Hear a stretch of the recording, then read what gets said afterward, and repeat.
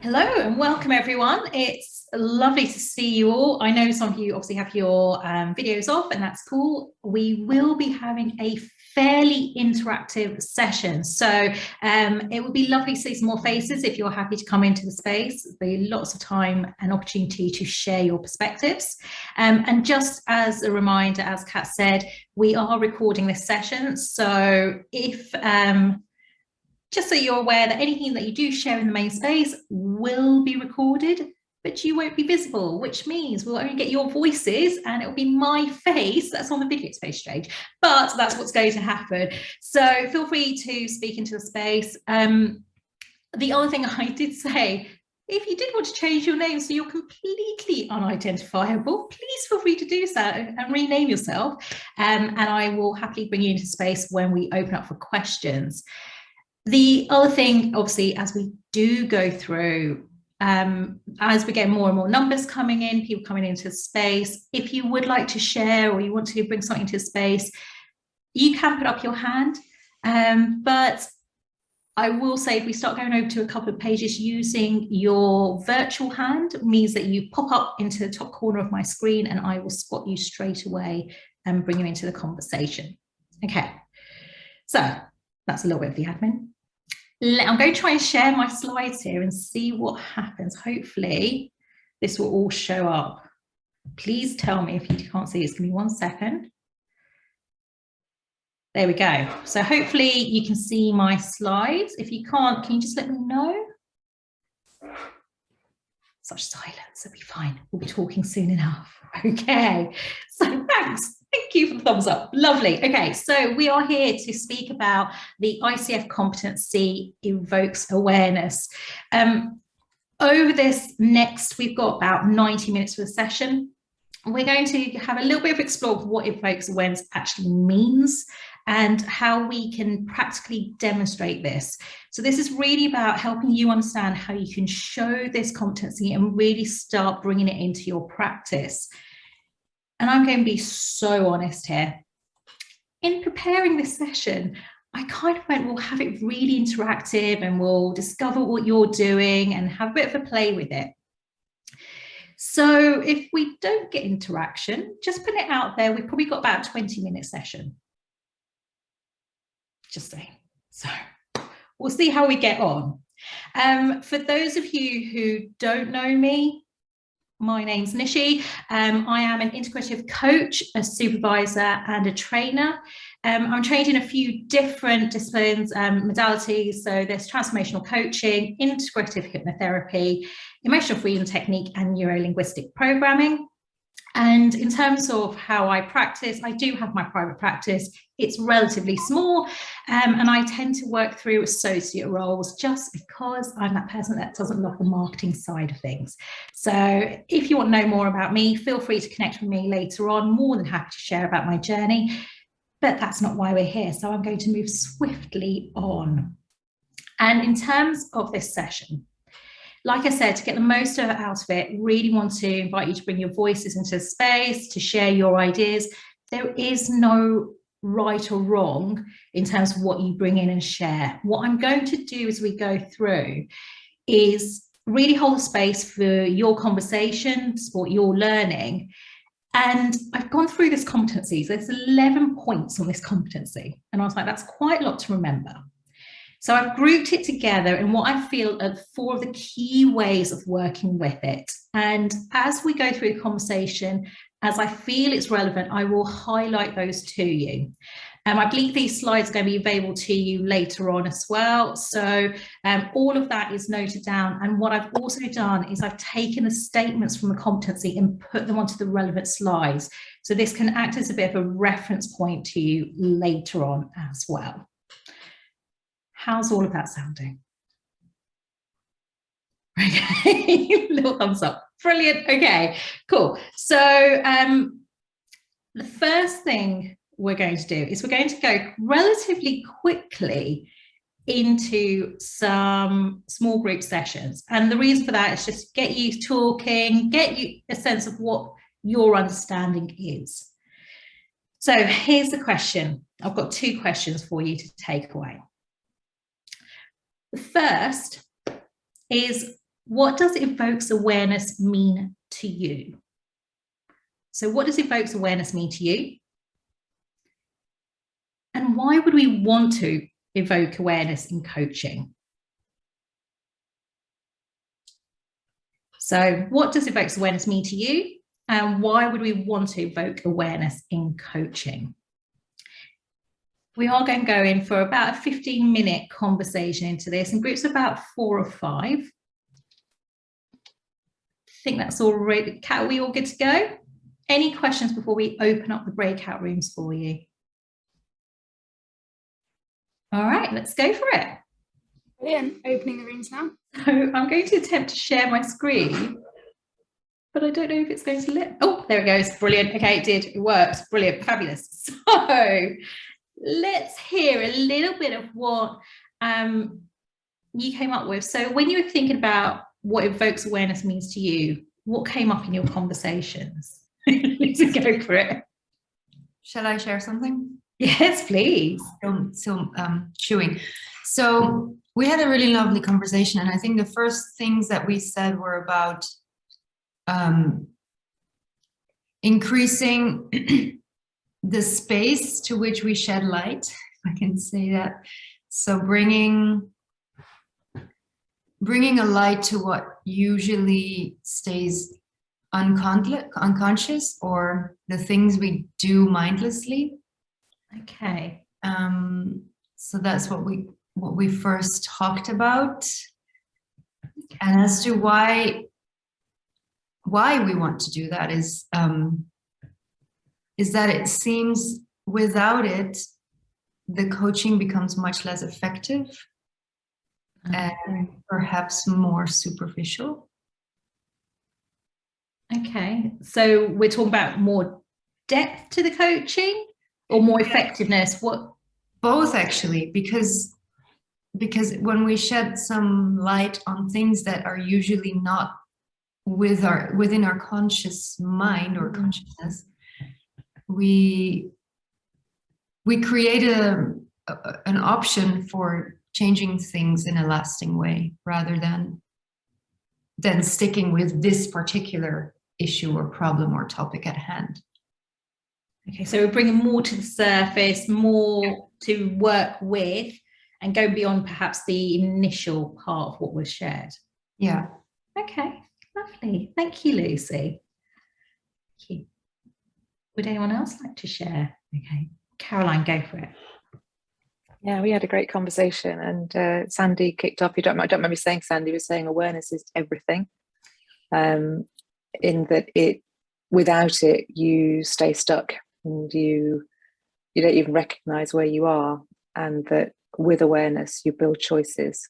So evoking awareness is understanding that. And then we talked about awareness being awareness of self, whether that's the coach or the client. And then talking about awareness of the whole paradigm. What is it? How are you seeing the world, and how else might the world be? So then it becomes awareness of others, of other paradigms. So yeah, it got very, very broad. And then the importance of your own impact, your own impact on the coach and the coaching space. It was a really lovely, rich conversation. Lovely. It's covered a fair bit of ground there, actually. So, and it's quite interesting you say that. I remember when I first looked at this competency, I was there going, isn't this just coaching? Isn't this what we're just doing all the time, is evoking awareness? But yeah, lovely. Thank you for sharing. Sam, go ahead. Absolutely. Yeah. I mean, there was mention of mindfulness in our group as well, that it's a way, to explore and get outside of oneself. We also mentioned the perceptual positions exercises.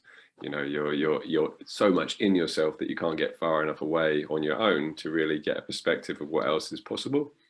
But as soon as you step out and are able to zoom into a different perspective with the help of the coach, then suddenly it's not just that narrow tunnel vision of what you think you have to do or how you have to feel or how you're going to behave. It's suddenly the whole prism, a whole spectrum of possibilities. Yeah, and it is this. So far, we've been talking very much about the self, right, and discovering about the individual. And that's so much of what we might think about with Evokes Awareness. But there are other things at play that we work with the client.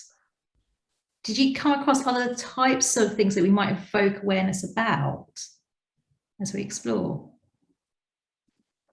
So we've got the paradigms, we've got other people, we've got the self. We talked about possibilities and other alternative outcomes. Mm-hmm. So awareness of where you are in time and where you could be. Yeah. It's a really interesting thing, because as coaches, we sometimes forget about the thing that we're working towards and that lovely outcome, just because it's so fundamental to what we do. But actually, as we explore, we can evoke awareness about the outcome itself and how that shifts and changes. And often we might end up recontracting as we go through as well. Brenda.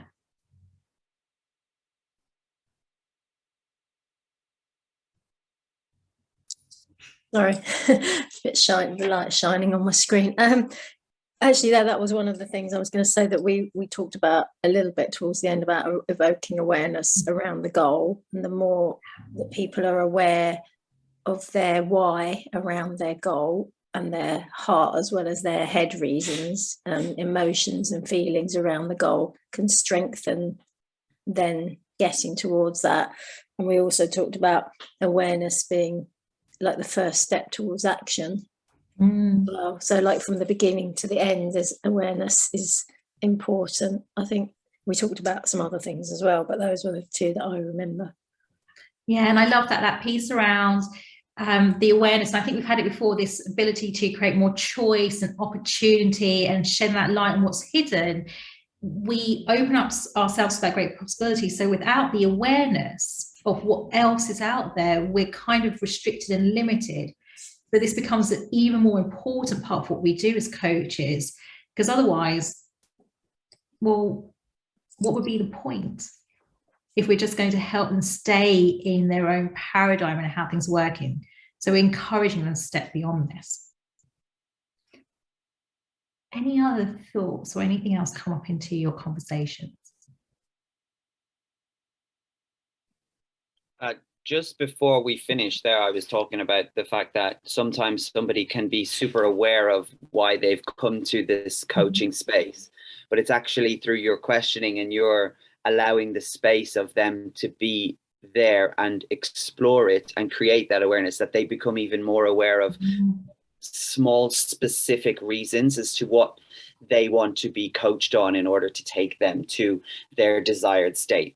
And checking in with that all the time and making sure in last session, we talked about this and you were really exploring that a little bit more. Do you want to stick with that, or has things changed in your awareness of all of that since the last time we spoke?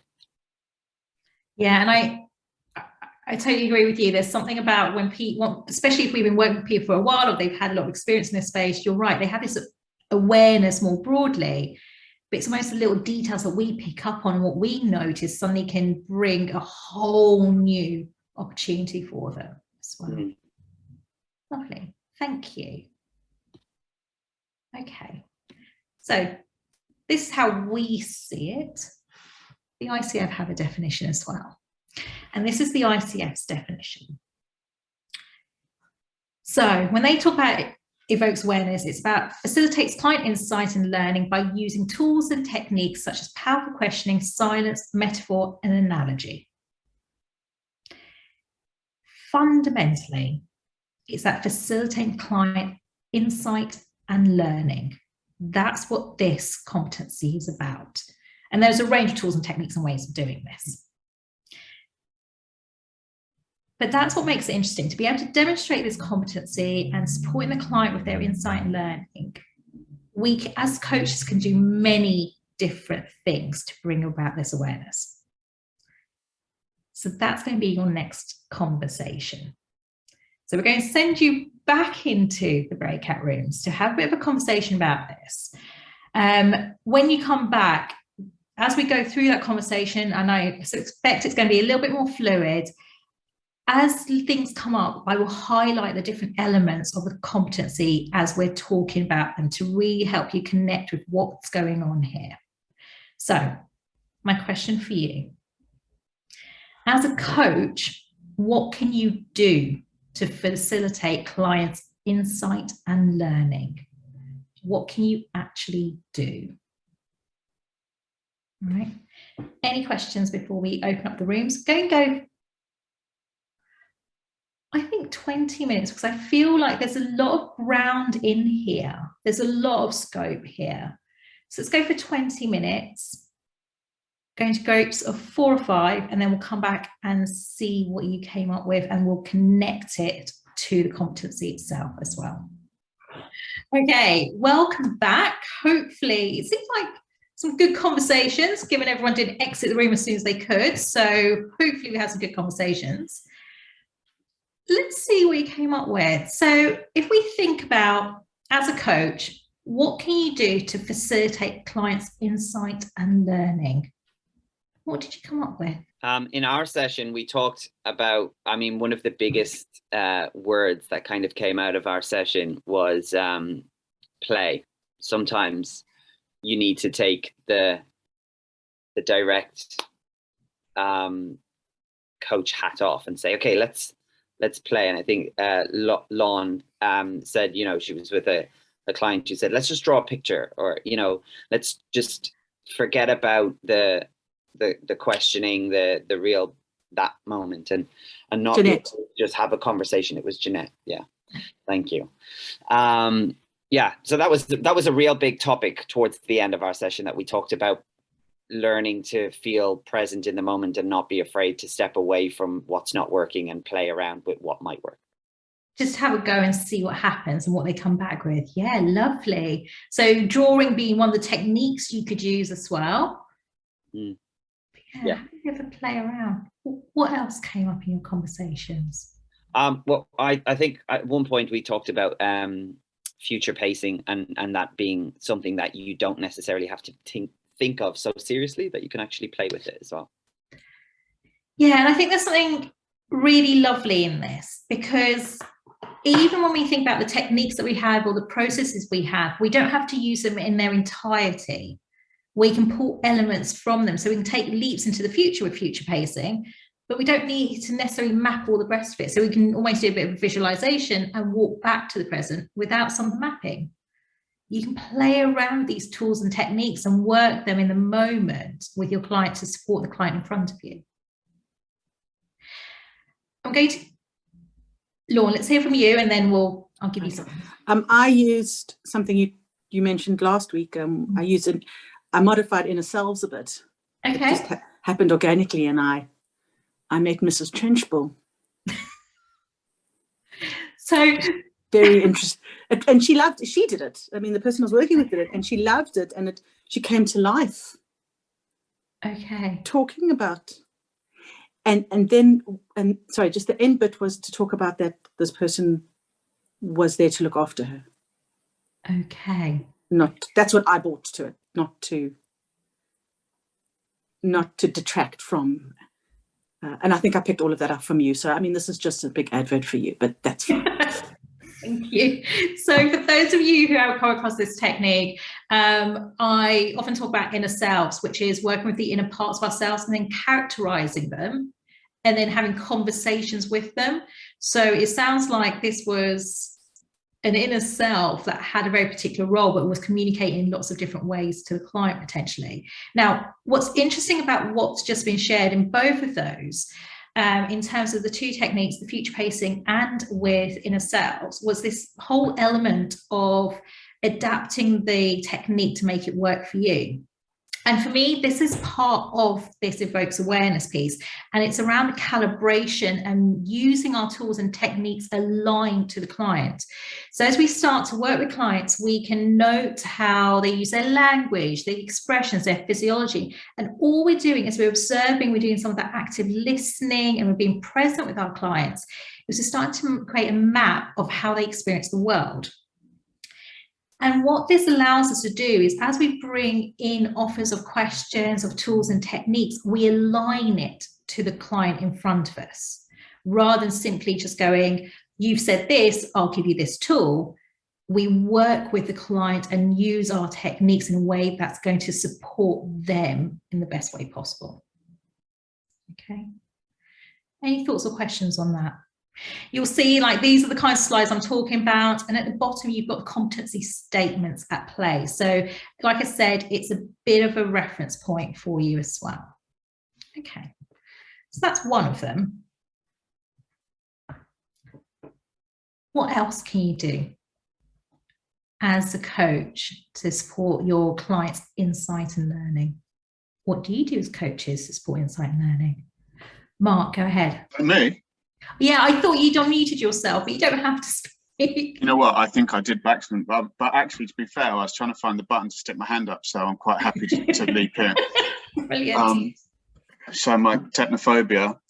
One thing that we talked about was doing some values work with clients, so helping them to really explore what their values are, and kind of it made me immediately reflect on the fact that when I had a coach a while back, that was one of the first things they did with me, and it was really interesting because then I was a man in my late 40s. Now I'm a man in my early to mid 50s. But then it was the first time in my life I'd actually ever stopped and thought about what my values are. And nobody had ever asked me that until then. And so I actually gained a lot of personal insight from that activity. And I think, you know, if somebody hasn't really spent much time thinking about their values, it's really quite eye-opening and can raise a lot of awareness, I think. And it's something that's really good to kind of refer back to at later points in time when somebody might be, you know, expressing something that is either not aligned to their values or compromising their values, or is very in line with what they've said their values are. Yeah, there's something really lovely about that, because we can get caught in that like surface level at times in terms of trying to get to the goal or make that progress or get to the outcome. But actually taking the time to help the client understand themselves is as valid and as useful as part of coaching. It's particularly with that evoking awareness. Just having that understanding of your own values can create so much opportunity. You're absolutely right. Glad you've got so much out of that. Sam, go ahead. This idea that everything we have around us, or that we choose to be in our environment or in our internal environment, the words we use, the images in our mind, all that kind of stuff is chosen for a reason, because, you know, it does tie in with values, but it also is something that means something to us, but that we don't normally question because it's already pre-finished. You know, there's that perfect movie that we feel great at the end of, and it encapsulates who we want to be in life. There's that song that plays that makes us remember who we really are. There's that piece of art that we've had on the wall for 20 years that we look at every day, but we don't see it anymore. But it still defines us in some way. And inviting that conversation for them to really understand for themselves what that means to them. Yeah, and I'm hearing this whole helping client work their whole self there as well. And there's something beautiful in terms of what you're both bringing there in terms of the exploration, which you've heard earlier as well, but also who this person is and how they're presenting in the moment. And so let me give you another slide that lines up with this. So this is really helping us, some of the fundamentals of what we would choose to do with our clients here. So I named this Explore, but what I'm really talking about here, so there is this offering clear communications, the questioning, client doing most of the talking, but what we're really talking about here when we're exploring is when we think back to, say, the iceberg model, and really going into some of the depth and exploration of who the client is and exploring to what makes them tick, like the values and their belief systems, and bringing that into awareness. There's also a piece that, Sam, you mentioned in terms of the words that they use and how we reference, and this working in the moment piece.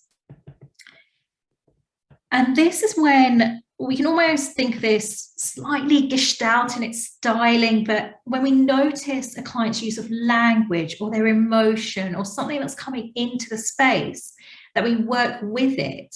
We don't have to simply go, right, let's move on, let's see how this operates, but just go with them with that presence and go, I notice you're saying this, or I'm recognizing what feels like some emotion showing up. Would you like to explore it? All of these different elements allow the whole person to come into space, and we're able to work with it more broadly. Okay. So we've got a couple of different elements we might keep in mind. So there's exploring, the calibrating, so we're matching towards our clients. What else can we do as coaches to support their insight and learning? Julie. I think some of this we spoke about was almost like the basics of coaching. So asking open questions, active listening, reflecting back. And by using their language when you're reflecting back, that can often give them almost like a pause to go, did I actually say that? And it really does sometimes bring a lot more for them just to have it almost repeated back to them. Yeah, so there's something really, when we start using reflection, the sound is different from when we say something to when we hear it. So even in the simple use of reflection, in using their language, it can be incredibly amazing for clients because it's not how they hear it. And you're right, there's the questions that you ask, just being with them and just offering things into the space. And what's lovely about this, and it still feels like we're still in that explore stage, right? We're still opening the client up to the possibilities and helping them see more. What else might we do as coaches? I just have off the back of what Julie just said there, I once had a similar situation in that I called the language they were using about themselves. Every time that I had this client, every time they referred to themselves moving towards this promotion or this qualification, they referred to themselves as little old me. And I was like really intrigued as to why they kept referring to themselves as little old me.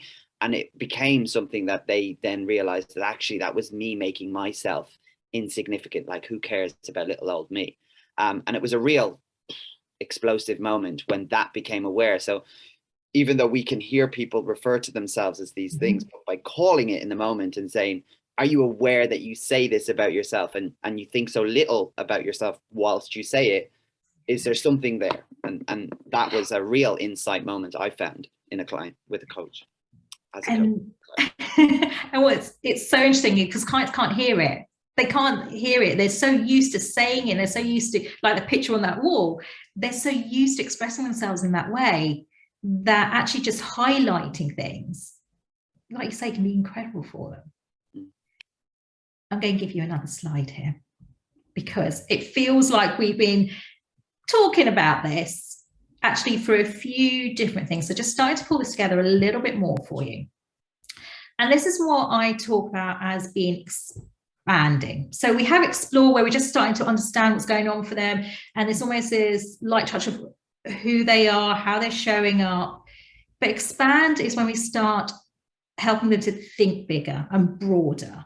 These challenger questions, reframes, observations, intuitions, and comments.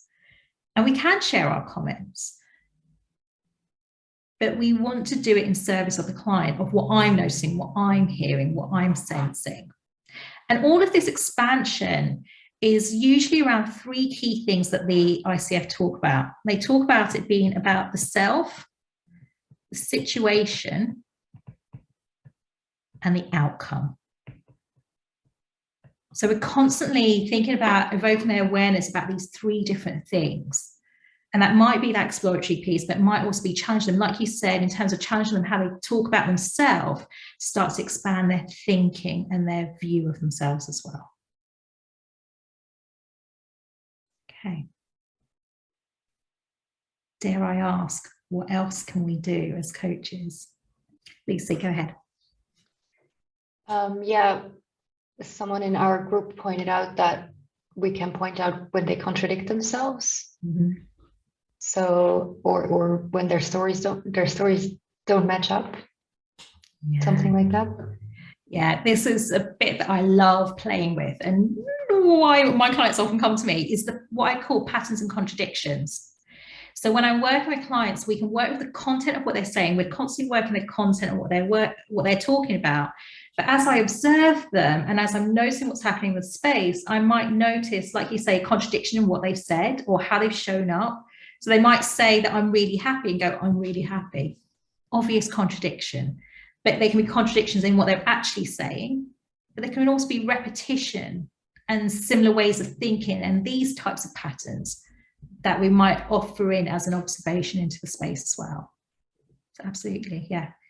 Contradictions often surprise people because, like we said, they can't often hear when they're saying them. Oh, and they don't always hear it when we say it as well. So sometimes we've got to get really clear on the difference that we're hearing and offer the difference as well as a noticing. Sandy, go ahead. Yeah, going back to the diagram that's no longer there, it was reminding me of a situation I was in a few weekends ago when I was attending a workshop, and the leader said to me, I've taken them away now, but what those numbers after your name? And so I explained, and I said, well, I'll take them off now. And he's because I'd been at a workshop the day before and they were there because it was part of the context there. So I'll take them away now. And he said, no, keep them. But I couldn't. And since then, I've been playing with it because it was actually to do with the Enneagram, and I'm an Enneagram teacher. And he was saying, bring all of you in here. And I was going, no, that doesn't fit here. And it's been a massive learning curve for me. Just that tiny thing that he noticed. And it made me aware of how I'd done that a lot in my life. I can't say that I'm an astrologer because that won't fit in here. And I can't say that I was a therapist because I'm a coach. And I can't say this and I can't say, and it's like, who cares? It really doesn't matter, except it did to me until that was pointed out. So, and I now don't have the constraints of what my peers think because I'm too old for that now. Age helps sometimes. So it's like, why don't I just say this is who I am? And it's so liberating because there's got nothing to be ashamed about there. It's things that I value. But it's interesting how I'm sure we all do that in one way or another. We kind of, well, I can't say this about me in this context. And how limiting and restricting, yeah. And I think you're absolutely right. And it kind of links to that point of those contradictions, how we hold ourselves. But I'm also hearing something around how we categorize and how we go, well, I have to be like this in this situation, or I have to be like this in another situation. And you're absolutely right.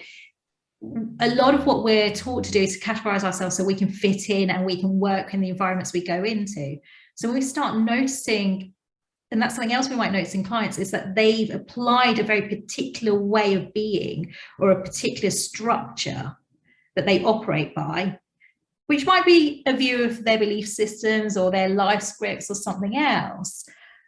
But simply highlighting categorization that we're noticing or the way in which someone's showing up can be huge and can mean so many different things for them as well. So absolutely.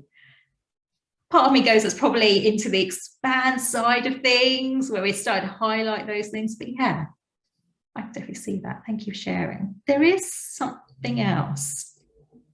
And I wasn't sure if you might spot this. I'm going to ask one more time if there's anything else that we as coaches can do. Because there is this one, when I saw it, I was there going, I suspect you're doing it. I suspect people do this naturally, but we might not think about it when we're doing it. I feel like I've led you down like this little pathway and gone, hey, there's something at the end of it. See if you can guess. But is there anything else that you can think of that we can do as coaches to support our clients in their insight and learning? Lucy, go ahead. Yeah, one thing that comes up for me is around celebrating successes or celebrating what goes well. So not only, so taking it more towards the positive side of things, I guess. Yeah, and I think there is something in that we sometimes, we're constantly trying to work through things, but actually there is this thing that where clients can just have success. There doesn't have to be heartache along the way. There can just be progress. And you're right, highlighting has helped supporting our clients to recognize their success not only allows them to see the movement that they've had, but also can show them when they're not recognizing their success or what else they can do and can develop themselves. So we start getting growth in self as well and learning about how much they're doing for themselves as well. I'm going to bring this one in because technically you have spoken about it. So we have done this, and it's kind of, for me, this is almost the hidden part of this, the hidden systems that are operating. So this is how I tend to reference this, and I think we've spoken about what's hidden. I tend to reference this bit about it as hidden systems and starting to explore those hidden systems that are in play. So far, we've really been talking about the client and their experience and their outcome and what's going on for them. But there is so much in a client's life that influences their experience. And actually supporting them to gain a bit of understanding of this and what might be affecting what they're trying to achieve can also be really enlightening and allow them to explore how they might shift their response to something. The other thing that often comes out in terms of the activity, in terms of what they're going to do, is what they can influence and do. So it's not always about just taking action, but what can they affect, and then perhaps choosing where they might dive into something a bit further. So those two elements of what influences them and what they can influence as well, we often explore, but we don't always put full attention on. So it'd be quite interesting if you start looking into those areas as well. Okay. Oops, sorry. That's my slides. Okay. So in terms of this competency, the main areas, I'm going to just highlight these slides again, I'm going to pop them into the order that we actually ended up going through them so you can see them at play. Sorry, let's do this. Me and tech, like totally feeling you here, Mark, because I'm not great sometimes with all of this. So let's get these up onto the screen so you can see the 4 key areas. And the reason I did this was obviously to make it just so much more accessible when we just make it easier to play with. So there's something about calibrating with our clients. So whatever we're doing is we're aligning to our client's experience and we're trying to work with what's most useful for them. Sorry. Then, oh, went too far, apologies. Then we've got exploring. So really just working with what's in the space with the client. So really think about them as a whole person, the iceberg, what's under the surface, and also noticing what's happening in the moment and bringing that into awareness, perhaps through our questioning or just simply noticing. Then we have the expand. So these are almost the challenger questions, the reframes, the observations, the comments, our own intuitions into the space. And with a focus on the client itself, their situation and the outcome. And then finally, there's that piece around going beyond. So we've really explored, we've expanded what's happening for them, we've challenged them, we've mapped how we work with them, but also looking at what influences their experience and what they can go on to influence as well. And that's essentially the competency. It is a bit of my interpretation on it in terms of those 4 areas, but I've included those competency statements at the bottom to ensure that you've got a reference point for it as well. So I'm just going to take us on to the final slide, and this is more to help your reflections. And we might have some comments if there are any, or this is simply a couple of questions for you to take away. But essentially, what are you taking away from this session? And how will your understanding of the Evokes Awareness competency now influence how you work with your clients? I'm going to leave that up there in case anyone wants to write down. If anyone would like to share, you are more than welcome to.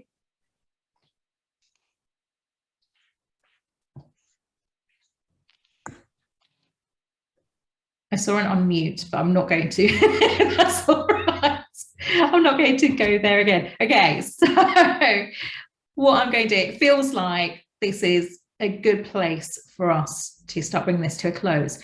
Are there any final thoughts or questions in terms of this competency, or anything anyone wanted to check into at all? Brilliant. It's always just really helpful to remind yourself what you know. Don't you think? Like, you know, and what you use all the time. And it's actually, whilst looking at the competencies, that I realize, that is actually something by default I do. Yeah. And do sometimes with friendship groups now, like especially when you talk about awareness, like sometimes I'll be talking to a friend and they'll have something going on in their life, and I'll find that there is just things that I am super aware of from a coaching stand that I can actually then use to be a good friend without having to coach my friends. But like it is about just realizing when you read them that these things through training as a coach and working as a coach become so much part of how you communicate. And I think that's especially true for the awareness side. Yeah, lovely. And I think it always goes back to what we had with the definition. It's kind of everything. It is what we do. Like this competency is fundamentally what we're constantly doing with our clients. It's just having those different lenses to have a bit of focus as we do this work as well. But not discounting the fact that not everybody does that and not everybody has that awareness, and realizing the power that you have because you're aware of it. Yeah. So the other thing that's just made me think about is that coaching is almost like a partnership. Yeah. So we can very much, and I know there's some practitioners out there who are very much, it all comes from the client. It all comes from the client. And I'm there going, yes, there's some real value in that. But part of me showing up as a coach is that I bring myself into the space as well to support them. So there's a partnership of both you working together. Thank you, David.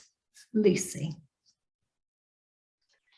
Well, I was actually just gonna say something that you've just now also expressed, but I found it really helpful because this competency is so much. I felt exactly the same as someone said at the beginning, like this is just everything we do. Mm-hmm. This feels like everything, and it comes natural also, as perhaps David kind of shared. But for me, it's quite easy to then think, I'm doing this naturally. So having this, I really also like the way you group them. Mm-hmm. That makes it a lot clearer for me, and it gives me kind of a more narrowed lens that it can just use appropriately. So I just wanted to say thank you, and I found it really clarifying.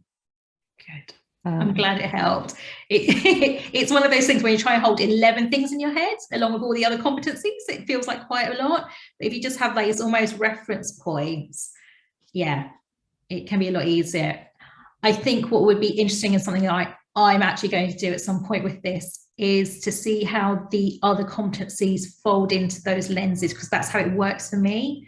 But you can think about how presence naturally comes in here, those listening actively, the ethical side, coaching mindset, all of these other competencies. And you don't have to use these groupings, but maybe there's a different way that works for you as well. Let's hear from Sandy. Go for it. Yeah, the one thing that I'm taking away is the awareness that comes to the work we're doing by naming what we're doing. Mm-hmm. So when I arrived, I was thinking the client's awareness, mm-hmm. and maybe my awareness of my process, but now I'm thinking awareness of actually what we're using in a session. which I took for granted in a way. I didn't name it as awareness before. And I think shifting that context for me is very important. Yeah, thank you. There's something really lovely about it, isn't it? And I don't know about all of you, but I know that when I'm in sessions, although I'm there supporting my clients, I'm naturally going to become more aware of something. They're going to say something or do something, and it's just going to support my own learning along the way. Joys of supervision. But there's something really lovely about working together and evoking awareness between yourselves as well. Something quite magical about it. Okay.